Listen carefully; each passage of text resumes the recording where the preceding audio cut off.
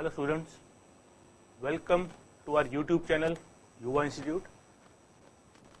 आज हम Bernoulli's theorem के बारे में देखेंगे। Very important question for your school exams 11th class and generally 5 mark की derivation linked with some concept on Bernoulli's theorem and और a numerical derivation plus concept और numerical. Bernoulli's theorem करने से पहले let's understand the types of energy that a liquid, a fluid और simply हम water बोल देते हैं कैन प्रोसेस। थोड़ा सा वाटर को दिमाग में एज्यूम करना आसान है। सबसे पहले we have kinetic energy. Kinetic energy K E half M V square, this we all know, ये हमें पता है। फिर kinetic energy per unit volume is half mass upon volume is density rho v square. Kinetic energy per unit mass is v square upon 2 और kinetic energy per unit weight is v square upon 2g. mg से divide करोगे इसको आप, right? This is your kinetic energy. Now the second type of energy the liquid, the fluid can process is potential energy. Potential energy is mgh. Then potential energy per unit volume is mgh divided by volume, mass upon volume is density rho gh. Potential energy per unit mass is gh. Potential energy per unit weight is h, right? Third type of energy is pressure energy.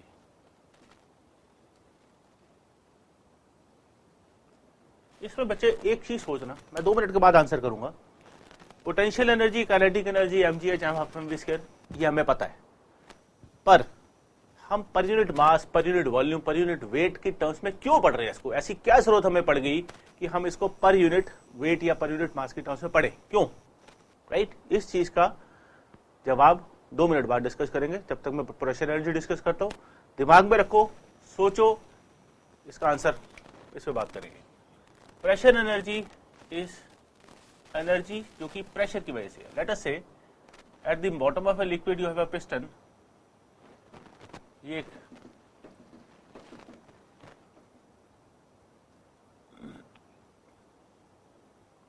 Height is h.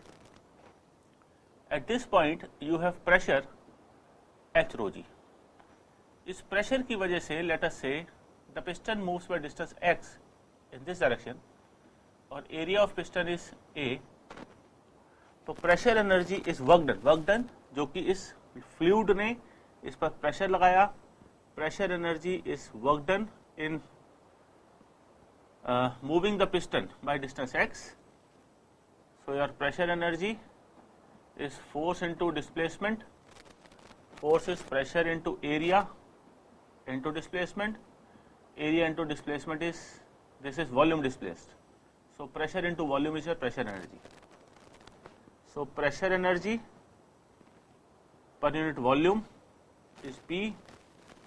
Pressure energy per unit mass is pressure upon mass, PV upon mass, that is pressure upon density.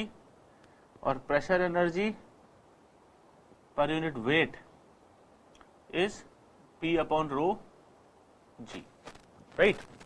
अब मुद्दा आता है मेरे बच्चों कि यहां पर हमें क्या जरूरत पड़ गई कि हमें पर यूनिट वॉल्यूम, पर यूनिट मास, पर यूनिट वेट की टर्म्स में हमें डिस्कस करना पड़ रहा है इसको। ये वाली जो ब्रांच ऑफ मैकेनिक्स है जिसमें हम फ्लूइड्स पढ़ते हैं, देखो ग्रेविटेशन तक आपने पढ़ा, दैट वाज सिंपल मैकेनिक्स। आप दिमाग के अंदर रिज्यूम कर सकते हो, बॉल जा रही है, इतनी स्पीड है, ये ऐसे घूम रही है, ये एक्सिस के आसपास रोटेट कर रही है, आप एज्यूम कर सकते हो। फ्लूइड के केस में अगर एक रिवर फ्लो कर रही है और मैं आपको बोलूं find the kinetic energy of the river, कैसे निकालोगे? Right? The reason being it is a complex mechanics. River में हर तरफ वाटर का फ्लो डिफरेंट है। कहीं पानी 2 पत्थरों के बीच में से होकर आ रहा तो डिफरेंटली बिहेव कर रहा है, कहीं चट्टान के ऊपर से टाप रहा है तो डिफरेंटली बिहेव कर रहा है। हर जगह पानी का बेस नीचे एक जैसा सेम नहीं है। कोने पे रिवर कम गहरी है, बीच में जाओगे ज्यादा गहरी है। तो इस तरीके के कॉम्प्लेक्स सिचुएशन में हम एक सेगमेंट की काइनेटिक एनर्जी के बारे में बात करते हैं कि kinetic energy of this segment पर यूनिट मास पर यूनिट वॉल्यूम इतनी है। साइड में क्या है हमें मतलब नहीं है, हम उस पोर्शन की बात कर रहे हैं, राइट। नाउ बर्नौलीज थ्योरम पे आते हैं।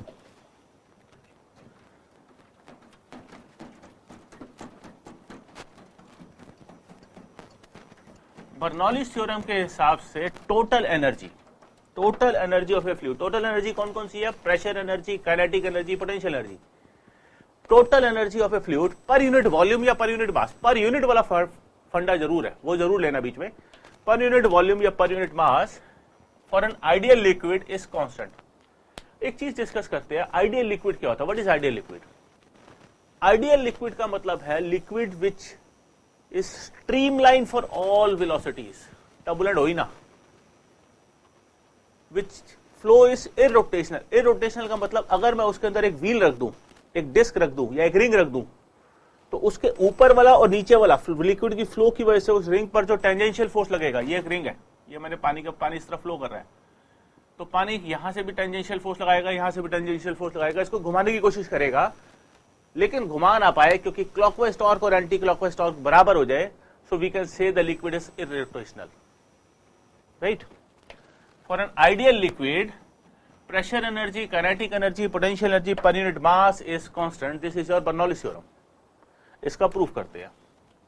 इसका प्रूफ करने के लिए हम एक ट्यूब लेते हैं और वेरिएबल क्रॉस सेक्शन, इसका इस पार्ट को A ले लेता हूं, इसको B ले लेता हूं। यहां पर जो वेलोसिटी है, लेट अस से वाटर इज फ्लोइंग या some liquid, let's take it as water, it is flowing like this and it is flowing from A to B.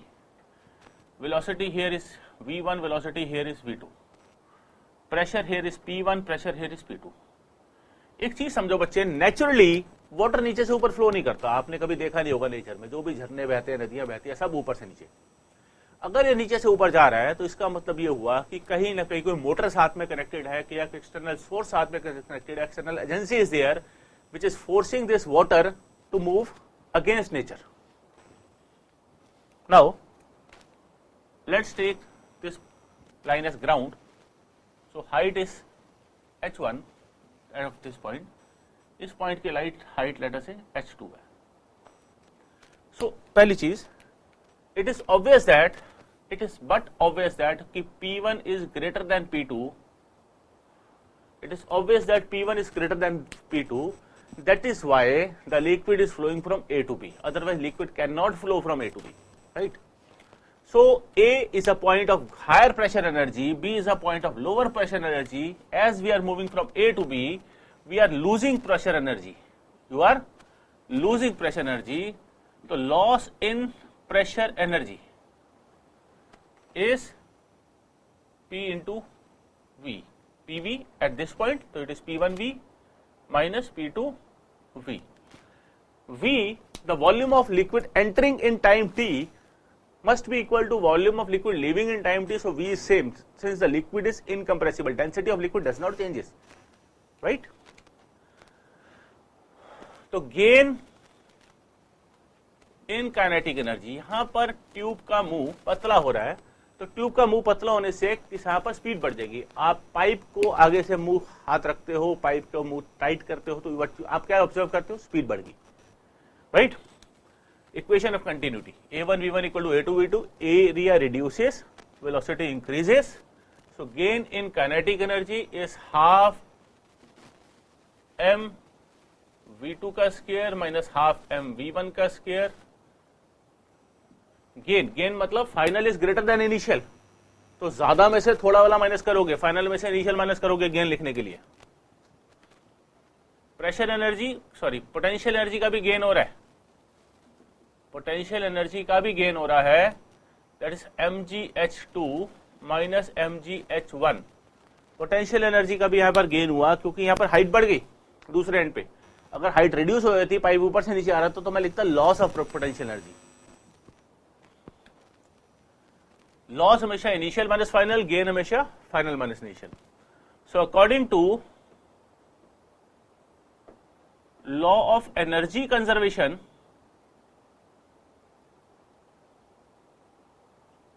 According to law of energy conservation कहीं पर एक energy का loss होता है तो उसके against, उसकी एवज में दूसरी एनर्जी का गेन होना चाहिए, so that we can compensate both of them.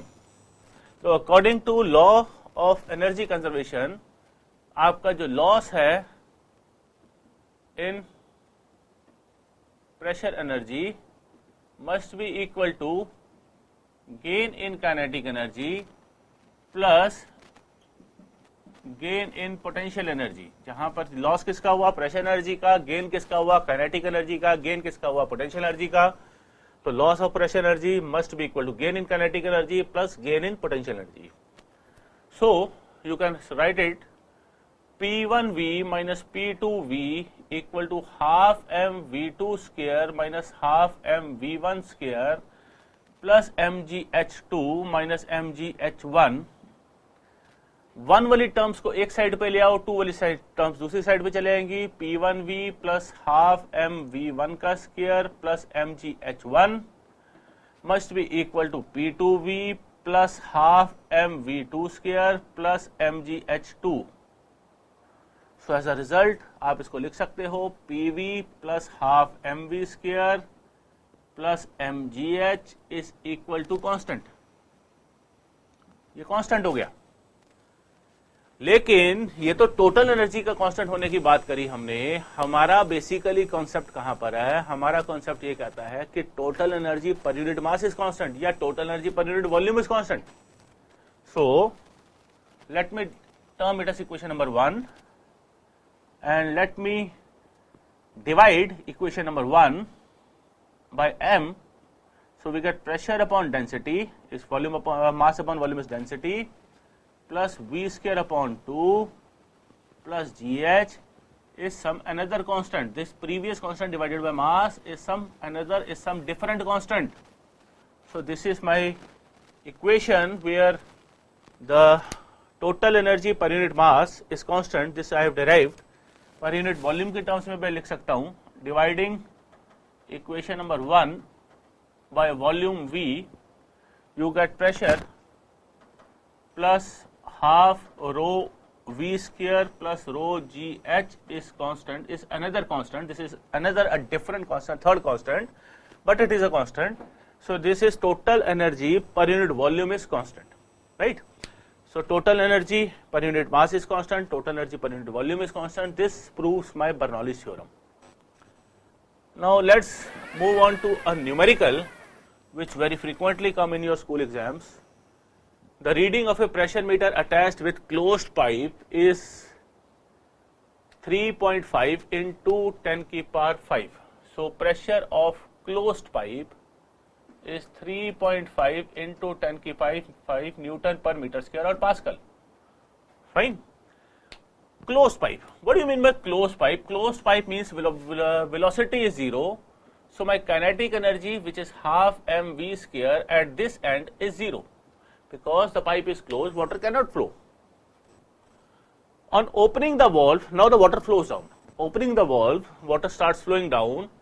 The pressure in case of open pipe is 3 into 10 की power 5 Newton per meter square. Velocity of open end, this you have to tell. Velocity of liquid at the open end, water at the open end, this you have to find out. Now, since meter is attached at the same height, pipe is at the same height, tap is at the same height, so my potential energy does not changes. What is happening? My pressure energy and kinetic energy is changing. Potential energy before opening and after opening same, it's same. So I am not taking into account the conservation of energy while taking conservation of energy, pressure energy I am not taking into account.